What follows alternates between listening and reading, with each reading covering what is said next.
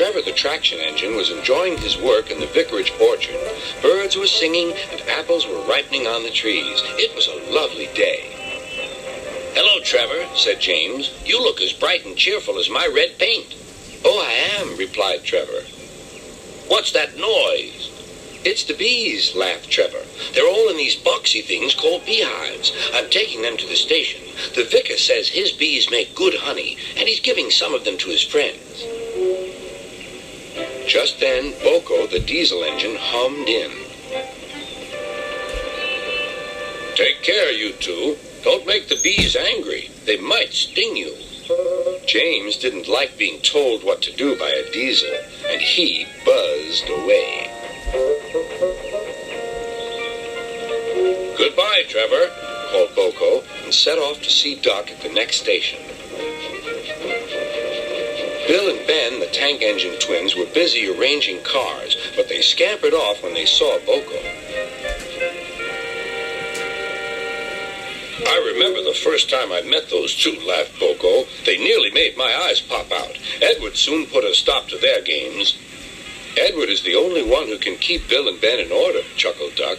"I sometimes call them the bees." "A good name," replied BoCo. "They're terrors when they start buzzing around." James bustled in. "What's that, Duck? Are you afraid of bees? They're only insects after all, so don't let that buzzbox diesel tell you different." "His name is BoCo, and he didn't. I wouldn't care if hundreds were swarming around. I'd just blow smoke and make them buzz off." "Buzz, buzz, buzz," retorted Duck. The next morning, James arrived at the station to collect his coaches. The passengers were excited and keen to get on board. The platform was crowded, and the porter was in a hurry. "Mind your backs," he shouted. Then there was trouble. The beehive fell and broke open. The station cleared like magic. James heard a familiar buzzing. The bees were too cold to be cross, so they buzzed around the fireman, hoping he'd mend their hive. But he didn't understand, nor did his driver, so the bees turned to James. His boiler was nice and warm. "Buzz off! Buzz off!" hissed James. One bee burnt his foot. "Ooh! Ah! Ah! Ooh!" The bee thought James had burnt him on purpose.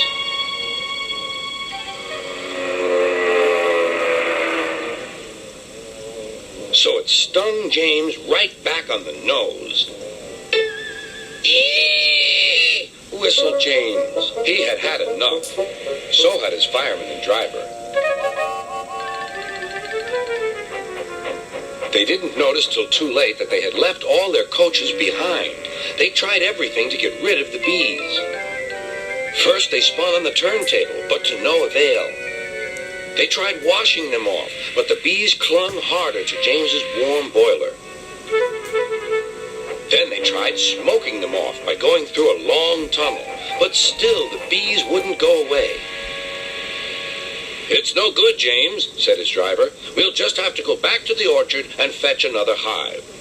James's reply was drowned by the sound of buzzing. The vicar was waiting anxiously for James.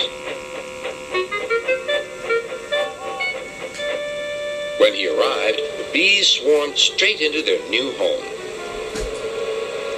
"Come on, James," said his driver. "What you need now is a good hose down." Later that evening, James was resting in the shed when the vicar came to see him. "Thank you for saving my bees," he said. "It's a pity it's not Christmas. Then we could call you James the Red-Nosed Engine." Everyone laughed, even James.